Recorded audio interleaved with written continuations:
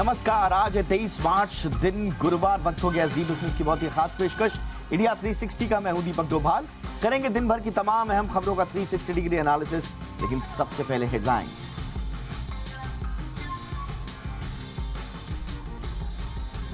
मानहानि केस में राहुल गांधी को 2 साल की सजा, सूरत कोर्ट से जमानत भी मिली। सजा के खिलाफ कांग्रेस करेगी हाईकोर्ट में अपील। राहुल की सजा के खिलाफ कांग्रेस का विरोध प्रदर्शन। मोदी सरकार पर बोला हमला, कहा आवाज दबाने की कोशिश कर रही सरकार, राहुल डरने वाले नहीं।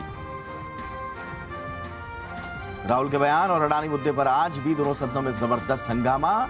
राज्यसभा की कार्रवाई कल तक के लिए, लोकसभा की कार्रवाई शाम 6 बजे तक के लिए हुई स्थगित।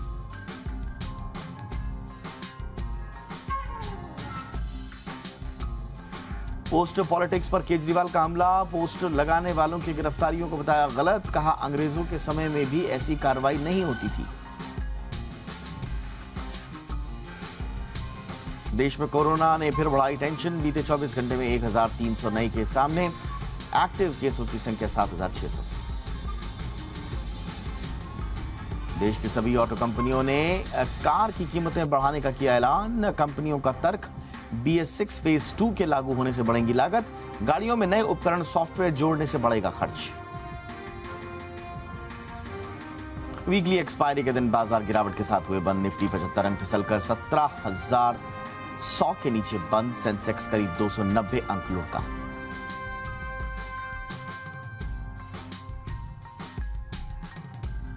हेडलाइंस के बाद टॉप स्टोरीज, दिन भर क्या हुआ उसकी एक झलक।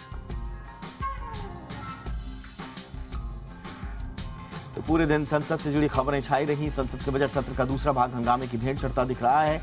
एक तरफ कांग्रेस नेता राहुल गांधी के लंदन में दिए बयान को लेकर सत्ता पक्ष उनकी माफी पर अड़ा हुआ है, तो पूरा विपक्ष अदानी ग्रुप के मुद्दे को लेकर जेपीसी गठन की मांग पर अड़ा हुआ है। 7 दिन की कार्रवाई हंगामे की भेंट चढ़ चुकी है। सदन स्थगित होने के बाद प्रधानमंत्री और कुछ वरिष्ठ मंत्री लोकसभा अध्यक्ष से मिलने उनके कमरे में जाकर उनसे मिले। उधर लोकसभा में सभी मंत्रालयों की अनुदान मांगों पर वोटिंग हुई। इस दौरान प्रधानमंत्री नरेंद्र मोदी सदन में ही रहे। विपक्षी सांसद जेपीसी की मांग को लेकर हंगामा करते रहे। अनुदान मांगों को पारित करने के बाद लोकसभा की कार्रवाई कल सुबह 11 बजे तक के लिए स्थगित कर दी गई। अब कल वित्त विधेयक पारित होगा। एमएनएस सुप्रीमो राज ठाकरे की चेतावनी के बाद मुंबई के माहिम बीच पर निर्माणाधीन दरगाह को ध्वस्त किया गया। अतिक्रमण स्थल को बुलडोजर के जरिए तोड़ा गया है। बीएमसी की टीम ने इसे ढहाया है। इस दौरान भारी पुलिस बल को तैनात किया गया। राज ठाकरे ने आरोप लगाया था कि माहिम बीच पर अवैध दरगाह का निर्माण किया जा रहा है। उन्होंने इसका एक वीडियो भी दिखाया था। राज ठाकरे के सवाल उठाते ही आज सुबह बुलडोजर माहिम बीच पर पहुंच गई और अवैध मजार को ढहा दिया गया।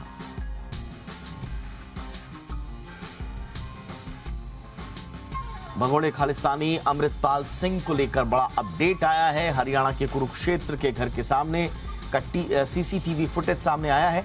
इसमें घर में 19 तारीख की रात को अमृतपाल रुका हुआ था। पंजाब के आईजीपी सुखचैन सिंह का कहना है कि अमृतपाल सिंह 19 तारीख की रात वहीं रुका और अगले दिन वहां से निकला। इस बीच अमृतपाल के खिलाफ पुलिस की कार्रवाई लगातार जारी है। भगोड़े अमृतपाल को पकड़ने के लिए पंजाब पुलिस लगातार दबिश दे रही है और साथ ही उसके साथियों को हिरासत में ले रही है। खबर है कि पुलिस ने एक महिला को भी गिरफ्तार किया है।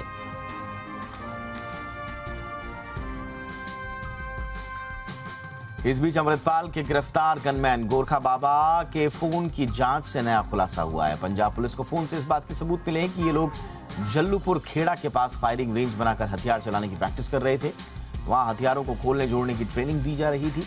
इन्होंने आनंदपुर खालसा फोर्ट्स के होलोग्राम भी बनाए हुए थे। पंजाब पुलिस के आईजी ने यह भी जानकारी दी। आईजी ने बताया कि इस केस में अभी तक 207 लोगों को गिरफ्तार किया गया। इनमें से 30 आरोपी हार्डकोर क्रिमिनल हैं। बाकी 177 लोगों के खिलाफ प्रिवेंटिव एक्शन लिया गया है। पुलिस सूत्रों की माने तो पंजाब से वो भाग गया है और उसके उत्तराखंड या महाराष्ट्र में छिपे होने की आशंका है। भारतीय जनता पार्टी ने 4 राज्यों में अपने अध्यक्ष बदल दिए हैं। इन राज्यों में बिहार, दिल्ली, राजस्थान, उड़ीसा शामिल हैं। सम्राट चौधरी को बिहार बीजेपी का अध्यक्ष बनाया गया है। सम्राट चौधरी अभी विधान परिषद में नेता प्रतिपक्ष है। सम्राट चौधरी कुशवाहा बिरादरी से आते हैं और दिग्गज नेता रहे शकुनी चौधरी के पुत्र हैं। सीपी जोशी को राजस्थान की कमान दी गई है। मनमोहन सामल को ओडिशा की पार्टी का प्रदेश अध्यक्ष बनाया गया है। वीरेंद्र सचदेवा को दिल्ली बीजेपी का प्रदेश अध्यक्ष नियुक्त किया गया है। वीरेंद्र सचदेवा आदेश गुप्ता की जगह लेंगे। देश में एक बार फिर कोरोना के मामले तेजी से बढ़ रहे हैं। बीते 24 घंटे में देश में कोरोना संक्रमण के 1300 नए मामले सामने आए हैं। इसके साथ ही कोरोना के एक्टिव मरीजों की संख्या 7,600 के पार पहुंच गई है। स्वास्थ्य मंत्रालय के मुताबिक एक दिन में नए मामलों की यह संख्या बीते 140 दिनों में सबसे ज्यादा है। कोरोना से कर्नाटक, गुजरात और महाराष्ट्र में एक मरीजों की मौत भी हुई है। आंकड़ों के मुताबिक भारत में संक्रमण की दैनिक दर 1.46% और साप्ताहिक दर 1.08% है।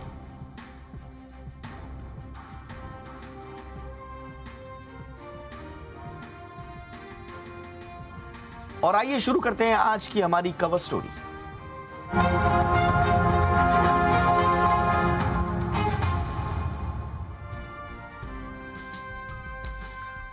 अगर आप कार खरीदने की सोच रहे हैं या प्लान बना रहे हैं तो आपके लिए अच्छी खबर नहीं है। दरअसल सरकार के BS6 फेज 2 मानकों के लागू करने की तारीख यानी कि 1 अप्रैल 2023 नजदीक आ रही है। ऐसे में ऑटो कंपनियों ने कीमतों में इजाफा करने का ऐलान कर दिया है। ताजा ऐलान मारुति ने किया है, साथ ही होंडा ने भी अमेज के दामों में इजाफे का ऐलान किया है। इतना ही नहीं, इससे पहले Tata, Mercedes Benz, BMW, Toyota, Audi जैसी कई दिग्गज कंपनियों के साथ ही two wheeler company Hero MotoCorp भी कीमतें बढ़ाने का ऐलान कर चुकी है। यानी 1 अप्रैल से लगभग सभी ऑटो कंपनियां कीमतें बढ़ाने वाली हैं। मारुति से पहले टाटा मोटर्स ने अपने कमर्शियल गाड़ियों के दाम बढ़ाने की घोषणा भी की थी। कंपनी ने गाड़ियों के दाम में 5% तक का इजाफा करने का फैसला किया। ये दरें भी 1 अप्रैल यानी कि अगले महीने से लागू हो जाएंगी। टाटा मोटर्स की तरफ से दी गई जानकारी के मुताबिक ये बढ़ोतरी मॉडल और वेरिएंट के हिसाब से की गई है। अब सवाल ये है कि आखिर ये मानक जो नए आ रहे हैं यानी कि BS6 का फेज 2 क्या है और क्यों इससे गाड़ियों की कीमतों में इजाफा हो रहा है। दरअसल पुराने नियमों के तहत अब तक जो है वो गाड़ियों का जो इंजन है उसको लैब में ले जाया जाता था, लेकिन अब रियल ड्राइविंग एमिशन नॉर्म लागू कर दिया गया है। यानी रियल लाइफ कंडीशन में अब गाड़ियों में प्रदूषण की जांच की जाएगी। दरअसल अब तक होता यह था कि एक इंजन तैयार होते ही वो पहले लैब में टेस्ट के लिए जाता था, फिर वहीं उसके एमिशन स्टैंडर्ड्स चेक होते थे, यानी कि वो कितना प्रदूषण फैला रहा है, कितना उसमें एमिशन हो रहा है, ये सारी जांच पहले लैब में होती थी और वो एक तरह से कंट्रोल्ड कंडीशंस में होती थी। लेकिन अब गाड़ी की जांच लैब की कंडीशंस में नहीं बल्कि रियल लाइफ कंडीशंस यानी कि सड़कों पर होगी। और इसके लिए रियल ड्राइविंग एमिशन यानी कि RDE कॉन्सेप्ट को लागू किया गया है। यानी गाड़ियों को सड़क पर चलते हुए एमिशन के कायदों पर खरा उतरना अब जरूरी होगा। गाड़ियों की RDE टेस्टिंग में यह देखा जाएगा कि गाड़ी के धुएं में पॉल्यूटेंट्स तय सीमा से ज्यादा तो नहीं निकल रहे हैं।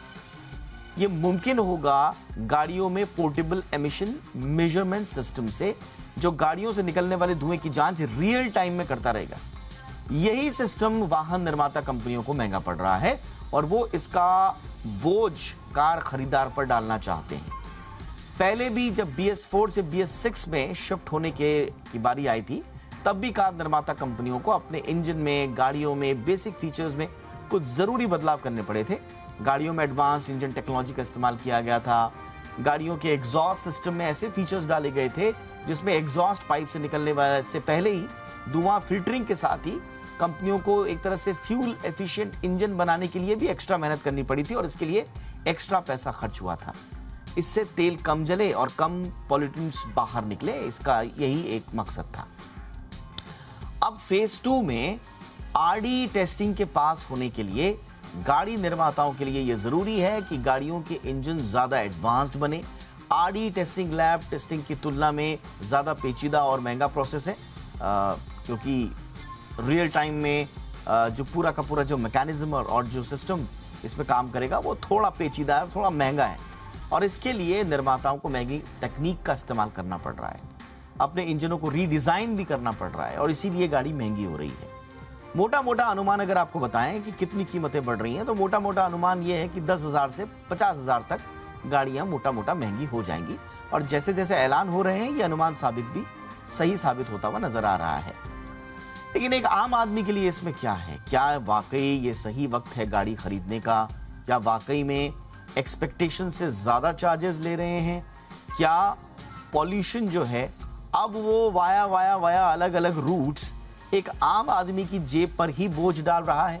तो पॉल्यूशन के लिए अगर गाड़ी को अपग्रेड करना है तो फिर ग्राहकों को ही इसकी क्यों भरपाई करनी है, ये भी ग्राहक पूछ रहे हैं।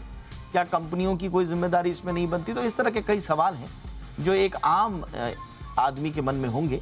और इन्हीं सवालों के जवाब के लिए हम बहुत ही खास मेहमान का रुख कर रहे हैं। हमारे साथ हैं नवीन सोनी साहब, जो कि अध्यक्ष हैं लेक्सस इंडिया के। नवीन सर, बहुत बहुत स्वागत है आपका। Good evening sir. सबसे पहले तो जो ऑटो मेकर्स हैं सर, वो BS6 फेज 2 के लिए कितने रेडी हैं, और मोटा मोटा हमने थोड़ा सा अपनी रिपोर्ट में बताने की कोशिश की बैकग्राउंडर क्या है, लेकिन कितना बोझ कार मैन्युफैक्चरिंग कंपनीज पर या ऑटो मैन्युफैक्चरिंग कंपनीज पर पड़ रहा है सर इस वजह से? देखिए, जहाँ तक रेगुलेशन का सवाल है, कोई भी ऑटो कंपनी जो इंडिया में ऑपरेट करती है, जो भी रेगुलेशंस आते हैं उसके हिसाब से और कई बार उसके आगे भी गाड़ियाँ बनाने की कोशिश करती है। और ये कंप्लायंस इशू होता है कि देखिए, जब भी गाड़ियाँ बन रही हैं, जो भी गाड़ियाँ मार्केट में बिक रही हैं, उसका एक फिटनेस सर्टिफिकेट दिया जाता है मैन्युफैक्चरर के द्वारा, और उसको सर्टिफाई किया जाता है गवर्नमेंट अप्रूव टेस्टिंग एजेंसीज के द्वारा। तो ये कहना कि मतलब 1 अप्रैल से जो भी गाड़ी बनेगी सब इस मापदंड पे सही उतरेंगी और सारे रेगुलेशंस को मीट करेंगी।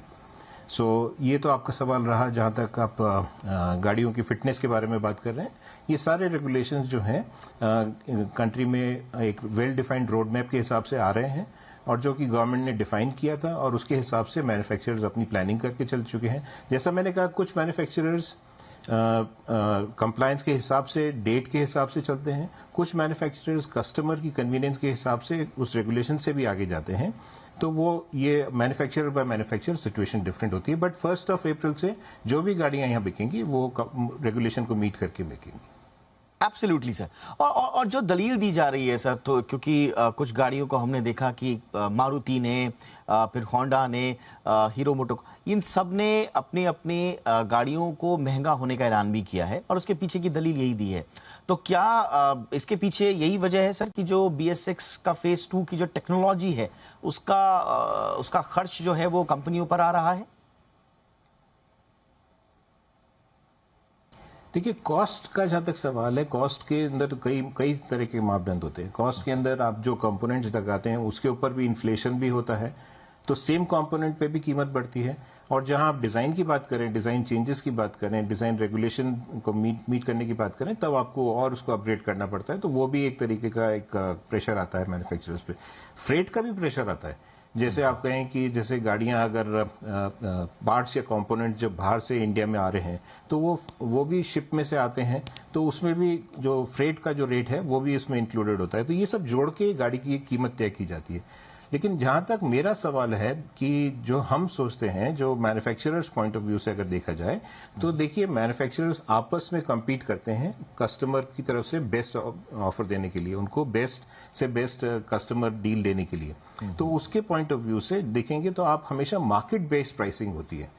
कॉस्ट प्लस प्राइसिंग आजकल बहुत कम मैन्युफैक्चरर्स करते हैं, लेकिन ज्यादातर के ये कॉस्ट प्लस की जगह मार्केट बेस्ड प्राइसेस या डिमांड बेस्ड प्राइसिंग होती है। तो इसके लिए ये जानना जरूरी है कि मैन्युफैक्चरर एक तरह से बैलेंस करके चलता है। एक तरफ तो कॉस्ट बढ़ रही होती है, जो कि कई बारी काफी हद तक बढ़ जाती हैं। आप देखिए, चाहे पेट्रोलियम की कीमत की दाम की कमी हो, बढ़ोतरी हो, चाहे उसके अंदर इन्फ्लेशन की हो, तो पार्ट्स एंड कंपोनेंट्स में तो वो प्रेशर रहता ही है, प्लस ये रेगुलेशन का भी रहता है।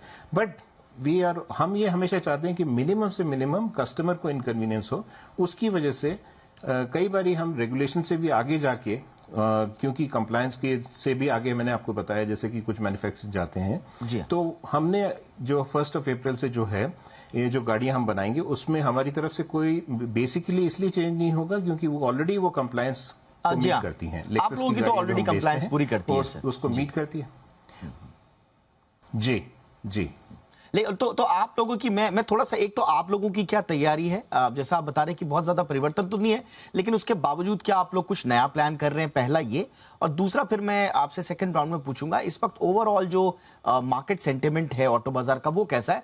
फिर मैं अपने बाकी सवालों को उससे जोड़ूंगा, लेकिन पहले मैं आपकी अपनी तैयारी और भविष्य की जो प्लानिंग्स हैं उनको लेकर आपसे सवाल पूछना चाहूंगा। तो 1 अप्रैल के बाद आप लोग किस तरह से नए अंदाज में या नई सोच के साथ आ रहे हैं सर? हम तो देखिए कस्टमर के पॉइंट ऑफ व्यू से हमेशा सोचते हैं और उसकी उस सोच के चलते हुए हमने ये कोशिश की है कि जो भी रेगुलेशन अपनी जगह कंप्लायंस एक बेसिक रिक्वायरमेंट है। किसी भी मैन्युफैक्चरर के लिए कंप्लायंस मीट करना बहुत जरूरी होता है। इम्पॉसिबल है कि उसको कोई चीट कर सके, लेकिन इंपॉर्टेंट चीज ये होती है कि कस्टमर को कन्वीनियंस कैसे दी जाए और कम से कम दाम में कैसे दी जाए। तो हमारी तरफ से जो भी अभी रेगुलेशन जो 1 अप्रैल से आ रहे हैं, इसके मुताबिक हमारे इंजीनियर ने, क्योंकि हमें मालूम था, एक रोड मैप हम मांगते हैं। हम तो गवर्नमेंट से एक ही चीज रिक्वेस्ट करते हैं कि हम एक ग्लोबल मैन्युफैक्चरर हैं, लग्जरी कार मेकर हैं, तो हमको खाली एक रोड मैप दे दीजिए कि किस हिसाब से किस स्टेज पे कौन सा रेगुलेशन आएगा। कहीं ना कहीं दुनिया में ये गाड़ी हमारी तरफ से कहीं ना कहीं बन रही होगी, तो उसके चलते हुए हम ये गाड़ियां बना रहे हैं और वो गाड़ियां बनाते हुए हम ऑलरेडी ऑफर कर सकते हैं।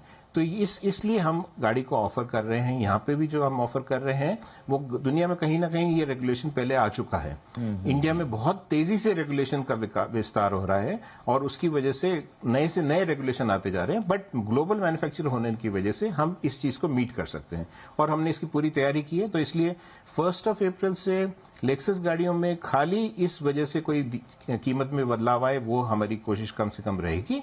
और दूसरी चीज, जहां तक मैंने आपको पहले भी बताया कि पार्ट्स एंड कंपोनेंट या फिर इन्फ्लेशनरी प्रेशर जो होते हैं उसको हम कंट्रोल नहीं कर सकते, क्योंकि जहां पे इंडिया में भी इन्फ्लेशन है, बाहर भी इन्फ्लेशन है। तो इन्फ्लेशन के चलते हुए जो भी इम्पैक्ट आता है उसको हम मिनिमाइज करने की कोशिश करते हैं कस्टमर के लिए, क्योंकि उसके लिए वो बहुत डिफिकल्ट चीज हो जाती है। मैं एग्जैक्टली सर, आपने बिल्कुल सही पॉइंट पे आपने चीजों को यहाँ पर आप लेकर आए हैं। मैं इन्फ्लेशनरी प्रेशर की ही बात कर रहा था और उसके हिसाब से ही मैं ओवरऑल जरा सेंटिमेंट समझना चाह रहा था, क्योंकि मेरा सवाल ये है कि जो बाकी जो ऑटो मैन्युफैक्चरर्स हैं, स्वाभाविक रूप से उनके ऊपर भी टेक्नोलॉजी का दबाव आएगा और उनके ऊपर डोमेस्टिक इन्फ्लेशन और जो ग्लोबल इन्फ्लेशन है उसका भी प्रेशर होगा। लेकिन क्या वो कहीं कॉम्पनसेट कर सकते हैं उसको, ताकि वो सेंटिमेंट को कम से कम और खराब ना करे अगर कोई प्रेशर है? तो मेरा सवाल सबसे पहले आपसे उससे जुड़ा हुआ यही होगा कि डोमेस्टिक और ग्लोबल इन्फ्लेशन की परिस्थितियों को देखते हुए इस समय कंज्यूमर सेंटिमेंट जो है सर, वो किस तरह का है बिगर पर्सपेक्टिव में? बिगर पर्सपेक्टिव में अगर आप जाएंगे तो देखिए कुछ मिक्स सा एक रिस्पॉन्स है मार्केट में आज की तारीख में। मार्केट में जैसे 1 साल पहले वेरी क्लियरली जो 2 व्हीलर सेगमेंट था उसमें काफी एक स्लो डाउन आया था। बेसिकली कोविड का एक आफ्टर इफेक्ट था, लेकिन कोविड की आफ्टर इफेक्ट हायर सेगमेंट्स में बिल्कुल इसका रिवर्स हुआ था, जिसे हम कहते हैं कि भाई लोग एक तरह से घर से जब बाहर निकले थे तो उनको एक तो पर्सनल मोबिलिटी चाहिए थी और ये चाहिए था कि कम से कम वो किसी भी तरह से मार्केट को ज्यादा से ज्यादा कैप्चर कर सकें। तो उसकी वजह से मैन्युफैक्चरर्स की तरफ से भी सपोर्ट रहा और कस्टमर्स की तरफ से ये रहा कि उनको गाड़ी चाहिए थी, तो वो एक सेंटिमेंट आया था। अभी के टाइम में, आज की तारीख में जो मार्केट में जो सिचुएशन चल रही है वो इस तरह से है कि कुछ सेगमेंट्स में, कुछ प्रोडक्ट्स में जहां पे उनको कस्टमर को एक लगता है कि कॉस्ट वैल्यू प्रोपोजिशन अच्छी है, तो वो सेगमेंट्स में तो कस्टमर वेट करने को भी तैयार है। लेकिन कुछ सेगमेंट्स में जहां पे उसको लगता है कि उसे कुछ क्या कहना चाहिए, ऑफर्स मिलने चाहिए, कुछ बेनिफिट्स मिलने चाहिए, तो वो भी चल रहा है। तो एक तरह से मिक्स्ड सेंटिमेंट है आज की तारीख में मार्केट में। एब्सोल्युटली सर, और बिल्कुल जो मारुति ने जो एनालिसिस कर रहे हैं लोग, या आयशर का कर रहे हैं या बाकी जो कभी कर रहे हैं, वो थोड़ा सा जो इन्फ्लेशनरी प्रेशर आ रहा है उनको, उस पर भी किया जा रहा है। लेकिन नए जो नॉर्म्स आ रहे हैं सर, हालांकि जैसा कि हमारी आपसे बातचीत हो रही है वो आपके संदर्भ में ये चीज लागू नहीं हो रही है, सवाल प्रश्न लागू नहीं हो रहा है, लेकिन ऑटो मार्केट के एक बड़े प्लेयर होने के नाते मेरा आपसे सवाल ये है कि एक आम आदमी यही पूछता है कि जिस समय थोड़ा सा इन्फ्लेशनरी प्रेशर भी आ रहा है और न सिर्फ ऑटो मैन्युफैक्चरर्स पर आ रहा है बल्कि आम आदमी पर भी आ रहा है, तो अगर वो इस समय गाड़ी लेना चाहता है तो क्या हम उसको एक विंडो नहीं दे सकते, थोड़ा सा कंपनसेट करके, थोड़ा सा कंपनी आगे बढ़े, थोड़ा सा हम एक स्पेस ग्राहक के लिए भी रखें, इस मोमेंट ऑफ टाइम पे बहुत ज्यादा गाड़ियों के दामों में इजाफा ना करें? तो क्या एक प्रैक्टिकल अप्रोच होगा, या फिर वाकई में गाड़ियों के लिए ये मुमकिन नहीं हो पा रहा है मैन्युफैक्चरर्स के लिए क्योंकि इन्फ्लेशन का प्रेशर ज्यादा है? देखिए, ऑटो मार्केट में अगर आप देखें तो कौन कौन स्टेक होल्डर्स हैं जो कि इस मार्केट को चलाते हैं। आपने दो तो नाम ले दिए, जिसमें जैसे कहना चाहिए कि एक तो यह है कि कंज्यूमर, जो गाड़ी खरीदने वाला उपभोक्ता है, वो एक मेजर कंपोनेंट है, क्योंकि उसके बिना मार्केट नहीं चलेगा। दूसरा आपने नाम लिया ऑटो कंपनीज का, जो गाड़ी बनाती हैं। तीसरा एक बहुत इंपॉर्टेंट स्टेक होल्डर है, जिसकी तरफ से आप ध्यान दें तो आपको पता चलेगा, गवर्नमेंट है। क्योंकि आज अगर एक गाड़ी बनती है तो उस पर एक सब्सटेंशियल अमाउंट ऑफ टैक्स जो होता है वो गवर्नमेंट की तरफ जाता है। तो ये तीन एक तरीके के पहिए के पार्ट्स हैं। मैं ये नहीं कहूंगा कि किसी पे भी ज्यादा प्रेशर आना चाहिए। एक इकोसिस्टम डेवलप हो चुका है, जिसके हिसाब से ये तीनों ने एक बैलेंस में अप्रोच ले ली है। मैन्युफैक्चरर्स एक तरफ कॉस्ट प्रेशर्स आते हैं, लेकिन कॉम्पिटिटिव प्रेशर्स भी रहते हैं, तो कीमत को कम रखने की कोशिश करते हैं।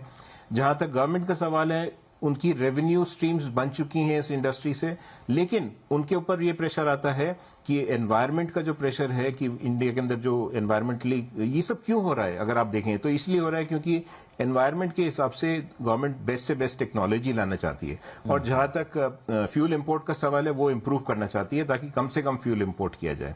कंज्यूमर चाहता है best technology at the best lowest possible price.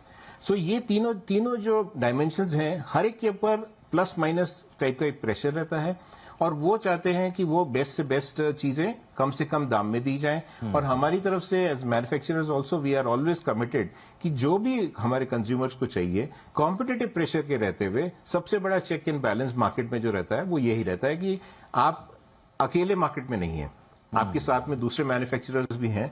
वो कैसे बिहेव करते हैं, आप कैसे बिहेव करते हैं, उसके ऊपर डिपेंड करता है। ऑलराइट सर, एक आखिरी सवाल मेरा जाते जाते आपसे होगा। आपके प्रोजेक्शंस क्या है फिलहाल? आप लोग क्या एक्सपेक्ट कर रहे हैं अगले में एक या दो क्वार्टर की बात करूं, क्योंकि जो इन्फ्लेशन के जो मूलभूत कारण थे वो अभी बने हुए हैं।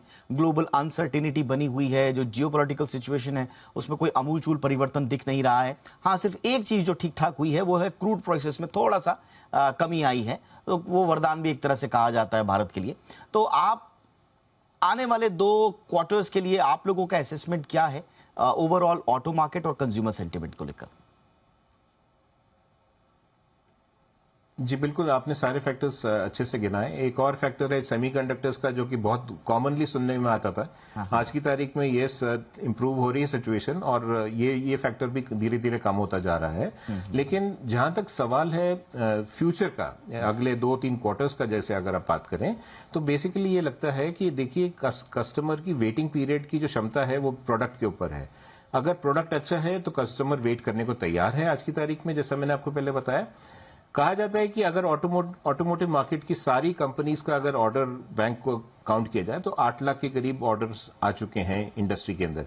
लेकिन इसको वैलिडेट इसलिए करना बहुत जरूरी है कि कस्टमर ने जिस टाइम पे बुकिंग की थी और आज की तारीख में जो उसका माइंडसेट है, जो उसकी मानसिकता है, जो उसके ऊपर प्रेशर्स हैं, कॉस्ट प्रेशर्स कस्टमर के ऊपर भी हैं, तो वो उसको वैलिडेट करना बहुत जरूरी है। लेकिन 2-3 क्वार्टर्स अच्छे हैं। Next year will be very crucial for the industry. अगले साल के अंदर ये पता चलेगा कि जो पेंटअप डिमांड जो कोरोना की वजह से आई थी, उसके बाद में जो हम सप्लाई भी नहीं कर पाए थे अच्छी तरीके से बिकॉज ऑफ सेमीकंडक्टर इश्यूज, जब हम सप्लाई कर पा रहे हैं तो कस्टमर की क्या रुझान रहता है उसको देखना बहुत जरूरी है। तो अगले 2-3 क्वार्टर्स के लिए तो मार्केट ठीक रहेगा। Biggest test will be after, अगर आप समझे अगले साल के लिए अगर आप की तरफ जाएं तो उस Q1 में क्या होगा वो देखना बहुत जरूरी है।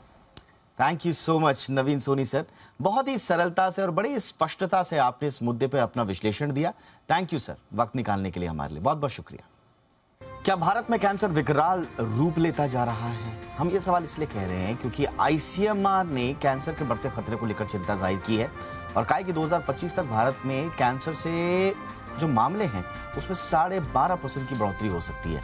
वहीं हाल ही में फार्मा कंपनी फाइजर के CEO ने भी कहा कि आने वाले दिनों में दुनिया भर में हर 3 में से 1 व्यक्ति यानी कि हर तीसरा व्यक्ति कैंसर की जद में होगा। देखिए रिपोर्ट।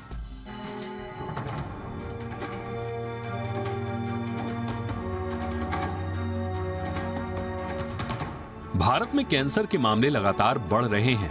इस जानलेवा बीमारी को लेकर Indian council of medical research यानी ICMR ने कहा है कि देश में 2025 तक कैंसर के मामलों में 13.25% की बढ़ोतरी हो सकती है। यानी इस दौरान देश में कैंसर के मरीजों की संख्या बढ़कर 15,70,000 के करीब हो जाएगी, जबकि साल 2020 में यह आंकड़ा 14 लाख के करीब था। 2021 में यह आंकड़ा बढ़कर 14.25 लाख के करीब हो गया। वहीं 2022 में कैंसर के मामलों में फिर तेजी देखने को मिली और ये आंकड़ा बढ़कर 14,60,000 के लेवल को पार कर गया। इसमें महिलाओं की संख्या जहां 7.5 लाख के आसपास थी, वहीं पुरुषों की संख्या 7,12,000 के करीब थी।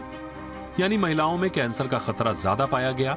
भारत में पुरुषों में आमतौर पर मुंह, फेफड़े, कोलन और गले के कैंसर का खतरा रहता है, तो वहीं महिलाओं में सबसे ज्यादा ब्रेस्ट और इसके बाद सर्वाइकल और ओरल कैंसर का खतरा रहता है। 14 साल की उम्र के बच्चों में लिम्फॉइड ल्यूकेमिया यानी ब्लड से जुड़े कैंसर होने का खतरा ज्यादा होता है। ICMR ने कहा है कि जीवन काल में हर 67 पुरुषों में से एक को लंग कैंसर और हर 29 महिलाओं में से एक को ब्रेस्ट कैंसर का खतरा है। कैंसर को लेकर ICMR की चिंता को इसलिए बल मिलता है क्योंकि हाल ही में ग्लोबल फार्मा कंपनी फाइजर के CEO भी एक बयान में कह चुके हैं कि आने वाले दिनों में दुनिया भर में कैंसर की बीमारी तेजी से फैल सकती है और हर 3 में से एक व्यक्ति इसकी चपेट में आ सकता है। जहां तक भारत की बात है तो एक आंकड़े के मुताबिक हर 8 मिनट में भारत में सर्वाइकल कैंसर से एक महिला की मौत होती है, जबकि ब्रेस्ट कैंसर के चलते हर 2 में से एक महिला की मौत होती है। कैंसर से मरने वाले पुरुषों में 25% की मौत ओरल कैविटी और लंग कैंसर से होती है, जबकि महिलाओं में 25% मौत ब्रेस्ट कैंसर और ओरल कैविटी से होती है। भारत में हर 10 कैंसर मरीजों में से 7 की मौत हो जाती है, जबकि विकसित देशों में 10 में से 3 से 4 मरीजों की मौत होती है। भारत में 2000 कैंसर मरीजों पर महज एक डॉक्टर उपलब्ध है, वहीं अमेरिका में 100 कैंसर मरीजों पर एक डॉक्टर मौजूद है। कैंसर का पता अगर शुरुआती स्टेज में चल जाए तो इलाज के जरिए इसे हराया जा सकता है। कैंसर का इलाज सर्जरी, कीमोथेरेपी और रेडियोथेरेपी के जरिए किया जाता है। इसके अलावा कैंसर के इलाज के लिए रेडिएशन, हार्मोन थेरेपी, इम्यूनोथेरेपी और स्टेम सेल ट्रांसप्लांट का भी इस्तेमाल होता है। भारत में कैंसर के बढ़ते मामलों के लिए फिजिकल एक्टिविटी में कमी, खराब लाइफस्टाइल, शराब, सिगरेट और तंबाकू के अलावा प्रोसेस्ड फूड, प्रदूषण, मोटापा और आनुवंशिक कारण भी कैंसर के लिए जिम्मेदार हैं। ऐसे में इससे बचाव के लिए जागरूक होना बेहद जरूरी है। खासकर हेल्दी लाइफस्टाइल और एक्सरसाइज के साथ हेल्दी फूड का सेवन के अलावा तंबाकू, शराब और स्मोकिंग से दूरी बनाए रखने के साथ 50 की उम्र के बाद कैंसर की स्क्रीनिंग कराते रहने से इस बीमारी से बचा जा सकता है और कैंसर को हराया जा सकता है। ब्यूरो रिपोर्ट, जी मीडिया। और आज की सबसे बड़ी पॉलिटिकल खबर, राहुल गांधी की सजा से जुड़ी हुई जो खबर आप आज आई, उसका थोड़ा सा और विश्लेषण करने की कोशिश करते हैं। राहुल गांधी को फिलहाल राहत तो मिली है सजा से, लेकिन इस मुद्दे पर दिल्ली में जमकर घमासान का दौर शुरू हो गया है। कांग्रेस इस मुद्दे को लेकर आक्रामक है, तो बीजेपी भी राहुल गांधी की मंशा पर लगातार ताबड़तोड़ सवाल उठा रही है। आज जब सूरत की अदालत में राहुल गांधी के मानहानि वाले मुकदमे पर फैसला आया, उसके बाद कांग्रेस आक्रामक हो गई।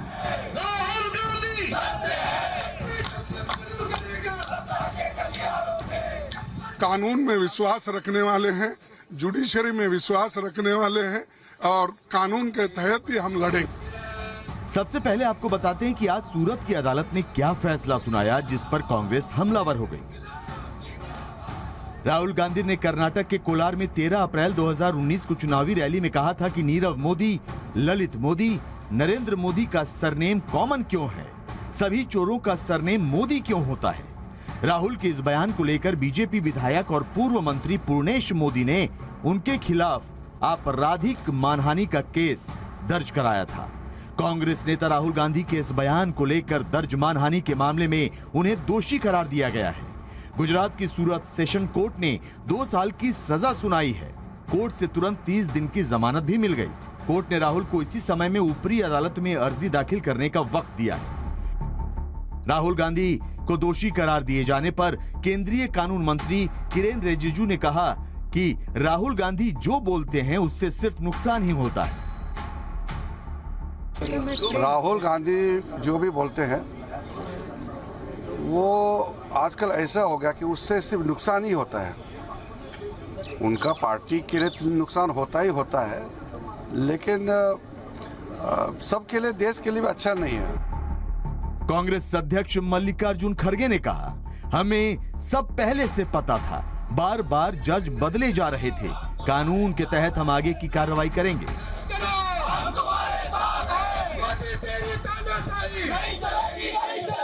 मालूम था पहले से ये लोग जज को बदलते गए, ये सारी चीजें करते गए, हमको तो अंदाजा लग रहा था। मल्लिकार्जुन खड़गे के इसी बयान को बीजेपी ने हथियार बना लिया। बीजेपी नेता रविशंकर प्रसाद ने कहा कि कांग्रेस न्यायपालिका पर भी सवाल उठा रही है। क्या राहुल गांधी कानून से ऊपर है? अगर आप एक पूरे सरनेम को इस तरह से इंसल्ट करेंगे कि जिसका सरनेम मोदी हुआ वो चोर होता है, तो बिल्कुल डिफेमेटरी है ना। और बाकायदे सुनवाई हुई, उनको अपना पक्ष रखने का अवसर मिला, उनके वकीलों ने बहस की, प्रोसिक्यूशन के विटनेसेस आए, जो कानून की प्रक्रिया है उसके अनुसार यह निर्णय हुआ। प्रधानमंत्री नरेंद्र मोदी वाराणसी को नवरात्र का खास गिफ्ट देने वाले हैं। शुक्रवार को पीएम काशी में कई परियोजनाओं की सौगात देंगे, लेकिन एक तोहफा ऐसा है जो काशी को नई पहचान दिला सकता है। पीएम वाराणसी में अर्बन ट्रांसपोर्ट के लिए रोप वे की नींव रखेंगे। शुक्रवार को पीएम वाराणसी दौरे पर रहेंगे। पीएम यहां कई परियोजनाओं की सौगात देंगे, लेकिन सबसे खास तोहफा रोप वे का है। नवरात्रि के मौके पर काशी वासियों को एक बड़ा तोहफा मिलने जा रहा है। पीएम मोदी 644 करोड़ के रोपवे की भी नींव रखने जा रहे हैं। दरअसल रोपवे 2 सालों में बनकर तैयार होगा और इससे बताया जा रहा है कि बनारस के जाम की समस्या से भी लोगों को निजात मिल जाएगी। पब्लिक ट्रांसपोर्ट में रोपवे का इस्तेमाल करने वाला वाराणसी भारत का पहला और दुनिया का तीसरा शहर होगा। इससे पहले सिर्फ लापास और मेक्सिको सिटी में ही रोपवे को पब्लिक ट्रांसपोर्ट के तौर पर इस्तेमाल किया जाता है। मेक्सिको और लापास की तरह ही वाराणसी में भी लोग रोपवे का आनंद ले सकेंगे। पहले चरण में वाराणसी के रोपवे की लंबाई 3.8 किलोमीटर होगी। वाराणसी में रोपवे कैंट स्टेशन से गोदौलिया चौराहे तक चलेगा। रोपवे तैयार होने के बाद वाराणसी में 50 मीटर की ऊंचाई पर हर मिनट 100 यात्री सफर करेंगे। रोपवे में कुल 150 केबल कार या ट्रॉलियां होंगी। एक केबल कार पर 10 पैसेंजर सवार होंगे। 60 मिनट में दोनों साइड से 600 ट्रॉलियां गुजरेंगी, यानी यात्रियों को अपनी बारी के लिए लंबा इंतजार नहीं करना होगा। काशी के विकास के लिए हर सेक्टर में तेजी से काम हो रहा है। रोपवे भी उसी का हिस्सा है। शुक्रवार को प्रधानमंत्री वाराणसी में 1750 करोड़ रुपए की 29 परियोजनाओं की सौगात देंगे। इसमें 200 करोड़ की 20 परियोजनाओं का लोकार्पण होगा, जबकि 1550 करोड़ की 9 परियोजनाओं की नींव रखी जाएगी। पीएम मोदी खेलो इंडिया के तहत अंतर्राष्ट्रीय स्तर का सिगरा इंडोर स्टेडियम के फेज 2 का शिलान्यास भी करेंगे। वाराणसी में पीएम मोदी करीब 5 घंटे तक रुकेंगे। पीएम के दौरे को लेकर बीजेपी के नेता और कार्यकर्ताओं में काफी उत्साह है। पीएम मोदी 2014 में पहली बार वाराणसी से सांसद चुने गए। तभी उन्होंने काशी का विकास क्योटो की तर्ज पर करने का वादा किया था। उसी वादे को पीएम निभा रहे हैं और पूरी दुनिया में वाराणसी की पहचान अब सिर्फ सांस्कृतिक या धार्मिक शहर की ही नहीं, बल्कि विकसित शहर की भी बन रही है। वाराणसी से जयपाल शर्मा के साथ ब्यूरो रिपोर्ट, जी मीडिया। 18 मार्च को भगोड़ा घोषित हो चुका अमृतपाल अब तक पुलिस की पहुंच से बाहर है। देश भर में अमृतपाल को लेकर हाई अलर्ट जारी कर दिया गया है। पुलिस और सुरक्षा एजेंसियां लगातार अमृतपाल की तलाश में जुटी हुई हैं।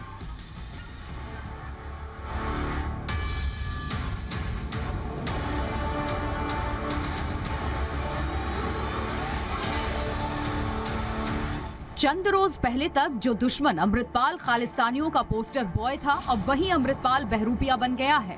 वो अपना ठिकाना बदल रहा है, वो अपना हुलिया बदल रहा है, वो अपनी लोकेशन भी बदल रहा है। लेकिन कब तक छुपेगा दुश्मन हिंदुस्तान दा?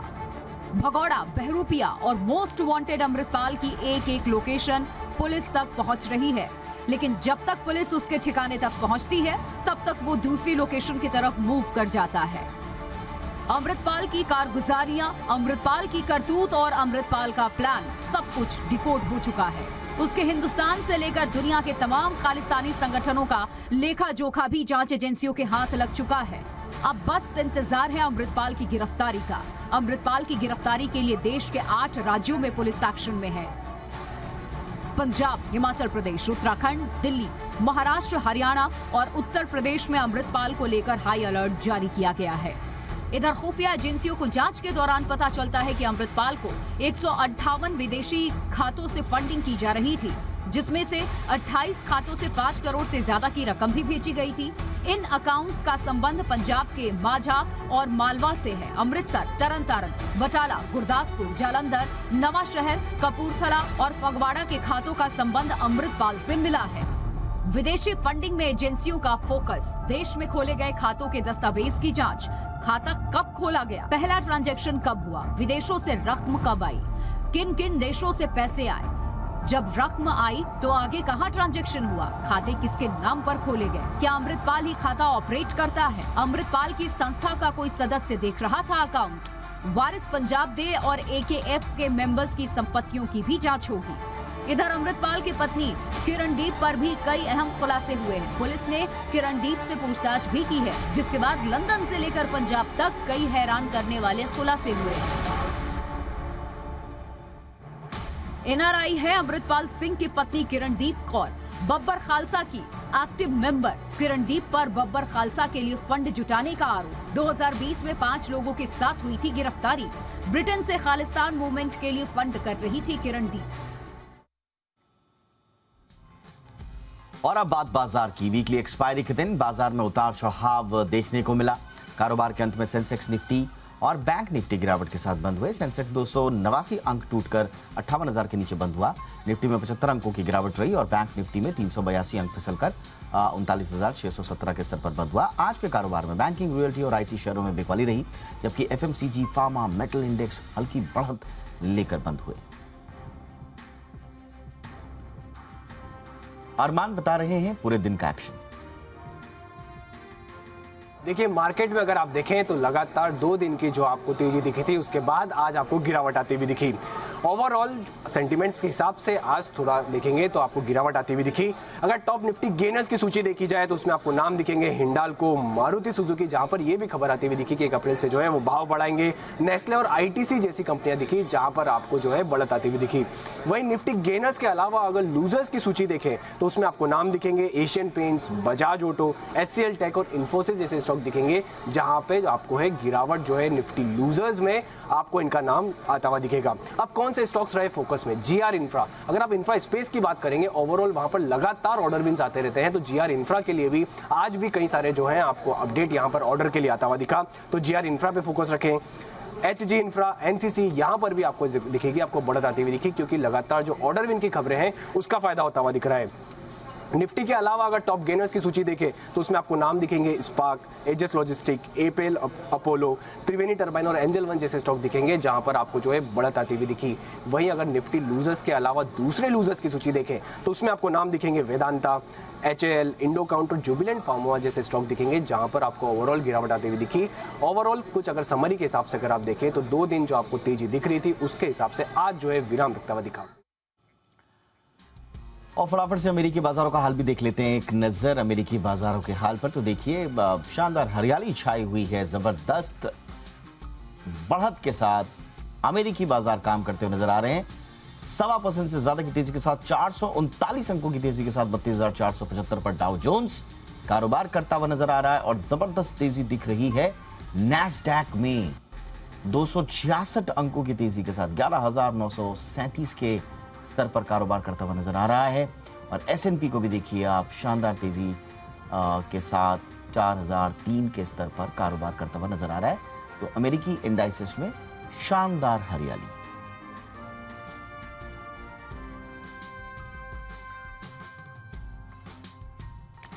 पिछले 6 महीनों में हाईवे और इंफ्रा प्रोजेक्ट्स का काम काफी तेजी से आगे बढ़ा है। किस कंपनी को कितना मिला है ऑर्डर, इस पर अपडेट देने के लिए हमारे साथ आशीष चतुर्वेदी जुड़ रहे हैं। ओवर टू यू आशीष। देखिए, इंफ्रास्ट्रक्चर कंपनीज में आज खास बस देखने को मिला, क्योंकि एकाएक करके आप देखें तो लगातार कंपनीज को NHAI से बड़े ऑर्डर्स मिलते जा रहे हैं। सरकार द्वारा जिस प्रकार से इंफ्रास्ट्रक्चर के काम में फोकस लाया जा रहा है, तेज गति से यहाँ पर ऑर्डर्स मिल रहे हैं, इसका फायदा कंपनीज को उनको मिल रहा है जिनका टाइम एग्जीक्यूशन अगर आप देखें तो प्रोजेक्ट समय से करने का ट्रैक रिकॉर्ड है। ये बिड्स में पार्टिसिपेट कर रहे हैं और ऑर्डर्स भी जीत रहे हैं। आप देखिए, जनवरी से लेके अब तक भी आप देखिए जो लगातार जो ग्रोथ है ऑर्डर बुक में, वो यहाँ पर आपको देखने को मिली। चुनिंदा नाम आपके सामने रखता हूँ हूँ। जैसे मिसाल के तौर पर अगर आप देखें तो GR इंफ्रा, जहाँ पर आज के सत्र में आपको 8 से लेकर 9% की बड़ी तेज़ी नजर आई, यहाँ पर सिर्फ मार्च के महीने में 6,500 करोड़ के कुछ ऐसे ऑर्डर्स हैं, या तो ऑर्डर इन्हें सीधे तौर पर मिल गए, जीत चुके हैं, या फिर L1 बिडर जो है वो घोषित हुए हैं। इसके अलावा अगर आप देखें तो HG इंफ्रा, यहाँ पर भी करीब 2420 करोड़ के ऑर्डर्स इन्हें मिले हैं। KNR कंस्ट्रक्शन करीब 2010 करोड़, PNC इंफ्रा 2000 करोड़, और साथ में NBCC जहाँ पर 2464 करोड़ के ऑर्डर्स जो हैं। अधिकतर कैंपस डेवलपमेंट और मेंटेनेंस के लिए जो ऑर्डर दिए गए, इनका यहाँ पर बेनिफिट देखने को मिल रहा है। लेकिन फिलहाल अगर आप देखें तो सिर्फ मार्च के महीने में 15,400 करोड़ के ऑर्डर्स अब तक इन 5 कंपनी को मिल चुके हैं। इसी के चलते हमने देखा है कि इंफ्रास्ट्रक्चर से रिलेटेड जितनी भी कंपनीज हैं, इनमें गजब की तेजी देखी जा रही है। वेल्थ चेकअप कैंप के तहत आज जी बिजनेस के मैनेजिंग एडिटर अनिल सिंघवी ने बात की है वेल्थ क्रिएटर रमेश दमानी साहब से। आइए सुनते हैं इस बातचीत के कुछ अंश। आमतौर पर लोग इस बात की कोशिश में लग रहते हैं कि कब खरीदूं, प्रॉपर टाइम से, मेरी एंट्री भी सही होनी चाहिए और एग्जिट भी सही होनी चाहिए। आपका क्या कहना है, इतने सालों के अनुभव के बाद क्या करना संभव है या कोशिश भी करनी चाहिए? Yeah, it's a great second axiom in the market, Anilji. It's the difference between what is called time in the market versus timing the market. That was in 89. After that, 2-4 bar parliamentary scams लगे हैं share बाजार के बारे में, कारगिल हुआ है, global financial crisis हुआ है, सरकारें आई हैं, सरकारें गई हैं, floods have taken place in India. Everything is that you can possibly think could have gone wrong in India. Suppose I was in 89 thinking that all these things are going to happen in India over the next 30 years. और ये सब हुए in the next 30 years. Correct. And yet the fact of the matter is the index is from 1,000 to 60,000 today. Correct. Okay? So you made a tremendous amount of money by just staying in the market. जो आम निवेशक हैं उनको idea नहीं होती है कि क्या ग्लोबल इवेंट्स का क्या इम्पैक्ट आएगा। मेरे को for example my own opinion, I thought when Covid started that it would be very bad for financial markets. It turned out we had the strongest rally in the financial market. What I have learned in India is that जिसी ने share रखा है उसकी बेहद जीत हुई है, बेशुमार पैसा आया है, डिविडेंड आए हैं, कैपिटल अप्रिसिएशन आए हैं, और जिन्होंने टाइमिंग क्रिएट किए, थोड़े बहुत ट्रेडर्स सक्सेसफुल हो सकते हैं जो ट्रेडिंग करते हैं, टाइमिंग वाले अच्छे होते हैं, but the majority people don't have that kind of time और फोकस और energy to pay minute by minute attention to the stock market. They should not be trading and they should be investing. And in investing, the key is to buy a good business. Right. More important than anything else is buying a good business. अच्छा धंधा ऊपर नीचे जाता है, you have to go, ये game of rummy नहीं है कि आप 2 बैंड है पैक करके छोड़ दिए. You have to stay invest in a good business. So spend more time finding that good business. America के पूर्व राष्ट्रपति डोनाल्ड ट्रंप संकट में घिर गए हैं। पॉर्न स्टार के साथ कनेक्शन के मामले में ट्रंप की टेंशन बढ़ गई है। अटकलें ये हैं कि ट्रंप को गिरफ्तार भी किया जा सकता है। लगातार लग रहे आरोप ट्रंप के सियासी भविष्य के लिए कैसे चुनौती बन गए हैं, देखिए इस रिपोर्ट में। लेकिन एक जैसे आरोप पाकिस्तान के पूर्व प्रधानमंत्री इमरान खान की तरह ही अमेरिका के पूर्व राष्ट्रपति डोनाल्ड ट्रंप भी तोशाखाना विवाद में फंस गए हैं। ट्रंप पर विदेशों से मिले गिफ्ट गायब करने का आरोप लगा है। अमेरिकी कांग्रेस की डेमोक्रेट्स कमेटी की एक रिपोर्ट में ये आरोप लगाए गए हैं। रिपोर्ट के मुताबिक ट्रंप ने खुद को और अपने परिवार को विदेश से मिले करीब 100 गिफ्ट की जानकारी नहीं थी। जिन तोहफों का खुलासा नहीं किया गया उनकी कीमत करीब $2.5 लाख आंकी जा रही है। रिपोर्ट में यह भी कहा गया है कि भारत की यात्रा के दौरान ट्रंप परिवार को कुल 17 गिफ्ट मिले थे। इनकी कीमत करीब $47,000 अमेरिकी थी। ये गिफ्ट प्रधानमंत्री नरेंद्र मोदी, उत्तर प्रदेश के मुख्यमंत्री योगी आदित्यनाथ, तत्कालीन राष्ट्रपति रामनाथ कोविंद ने दिए थे। इसके अलावा ट्रंप पर सऊदी अरब, चीन, Japan, Qatar, Uzbekistan, Bahrain, Austria और बांग्लादेश समेत कई देशों से मिले तोहफों की जानकारी छिपाने का भी आरोप है। डेमोक्रेट्स कमेटी ने गायब तोहफों का पता लगाने के लिए बारीकी से जांच करने का दावा किया है, यानी जांच के बाद ट्रंप पर इमरान खान जैसी मुसीबत आ सकती है। ट्रंप की टेंशन सिर्फ तोशाखाना ही नहीं बल्कि पॉर्न स्टार के साथ संबंध रखने और उसे रुपए देने के मामले को लेकर भी बढ़ी है। ट्रंप 2017 से 2021 तक अमेरिका के राष्ट्रपति रहे हैं और अगले साल होने वाले चुनाव में उतरने की तैयारी भी कर रहे हैं। मगर जिस तरह उनके खिलाफ एक के बाद एक आरोप लग रहे हैं, उससे उनका दोबारा राष्ट्रपति बनने का सपना टूट भी सकता है। ब्यूरो रिपोर्ट, जी मीडिया। ब्रिटेन के पूर्व प्रधानमंत्री बोरिस जॉनसन ने स्वीकार किया है कि उन्होंने पार्टीगेट मामले में संसद को गुमराह किया। इस मामले की जांच कर रही संसद की विशेषाधिकार समिति को दिए गए जवाब में जॉनसन ने कहा कि सब कुछ उनसे अनजाने में हुआ, उनकी नीयत खराब नहीं थी। कोविड के दौरान ब्रिटेन के पूर्व प्रधानमंत्री बोरिस जॉनसन पर आरोप लगा था कि उन्होंने डाउनिंग स्ट्रीट में पार्टी की थी। मामला सामने आया तो संसद को सही जानकारी भी नहीं दी। अब बोरिस जॉनसन ने माना है कि उन्होंने संसद को गुमराह किया। हालांकि उन्होंने ये भी कहा कि ये गलती उनसे अनजाने में हुई थी। I apologize for inadvertently misleading this House, but to say that I did it recklessly or deliberately is completely untrue, as the evidence shows. Boris Johnson ने 52 पेज की फाइल जांच कमेटी को सौंपी है, जिसमें कहा गया है कि उन्होंने जानबूझकर या लापरवाही से 1 दिसंबर 2021, 8 दिसंबर 2021 या किसी और तारीख पर संसद को गुमराह नहीं किया था। उन्होंने सिर्फ वही कहा था जो उनके वकील ने उन्हें लिख कर दिया था। इसके अलावा जो आरोप है वो बेबुनियाद है। दरअसल साल 2020 में ब्रिटेन में भी लॉकडाउन के साथ हर तरह की भीड़भाड़ पर रोक थी। तब बोरिस जॉनसन ने अपने बर्थडे पर डाउनिंग स्ट्रीट में पार्टी का आयोजन किया था। ये पार्टी उनकी पत्नी ने रखी थी।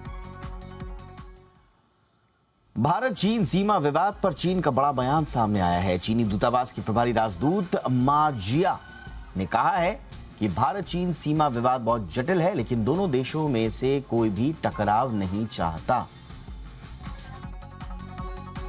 पूर्वी लद्दाख हो या अरुणाचल प्रदेश, चीन की मंशा सीमा विवाद दूर करने और हालात को सामान्य बनाने की लग नहीं रही है। भारत में चीनी दूतावास की प्रभारी राजदूत मा जिया ने कहा है कि भारत और चीन को सीमाओं के हालात को देखते हुए मुश्किलों का सामना करना पड़ेगा, लेकिन दोनों ही देश युद्ध या टकराव नहीं चाहते हैं।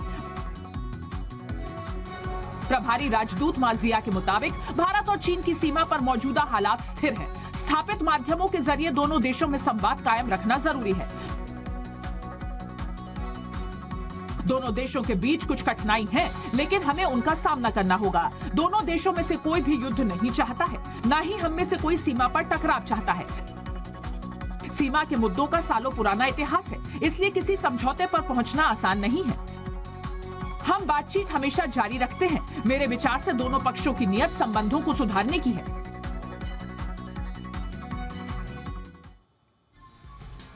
पाकिस्तान का सियासी संग्राम खत्म होने का नाम नहीं ले रहा है। जब से इमरान खान कुर्सी से बेदखल हुए हैं, तब से ही वो रट लगाए हुए हैं कि उन्हें मारने की साजिश हो रही है। एक बार फिर से इमरान ने कहा है कि मुर्तजा भुट्टो वाले स्टाइल में उनका कत्ल कर दिया जाएगा। पाकिस्तान के पूर्व प्रधानमंत्री इमरान खान को आजकल ठीक से नींद नहीं आ रही है। इमरान के सपने में शहबाज शरीफ और उनकी पुलिस दस्तक दे रही है। खौफ में जी रहे हैं इमरान खान। जब से इमरान के लाहौर वाले घर में पुलिस घुसी है, उन्हें अपनी हत्या का डर सता रहा है। इस बारे में खुद इमरान ने खुलासा किया। प्लान ये था कि मुर्तजा भुट्टो टाइप कत्ल करना था। इन्होंने आपस में नूरा कुश्ती करनी थी। इमरान खान ने दावा किया है कि पुलिस उन्हें बेनजीर भुट्टो के भाई मुर्तजा भुट्टो की तरह मारना चाहती है। पीटीआई के नेता ने कहा कि इस साजिश में पंजाब पुलिस के आईजी तक शामिल हैं। इमरान खान इस समय लाहौर के अपने जमान पार्क वाले घर में हैं।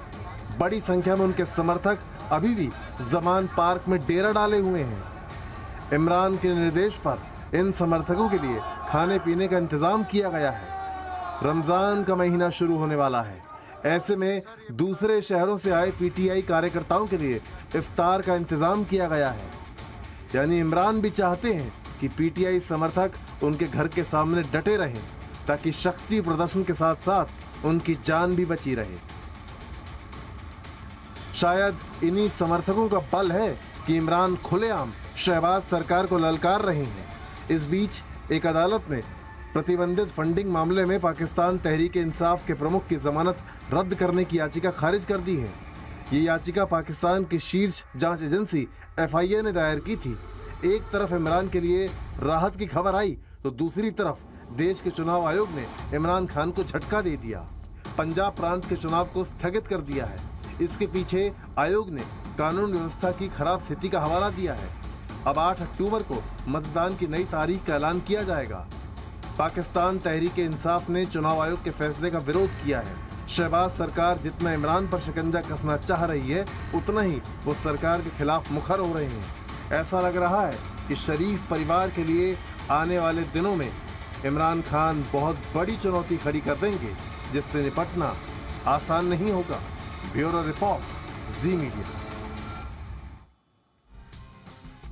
इंडिया 360 में आज बस इतना ही। हैशटैग याद रखिए, हैशटैग जी इंडिया 360। कोई राय, कोई सुझाव हो तो जरूर भेजिए। नमस्कार।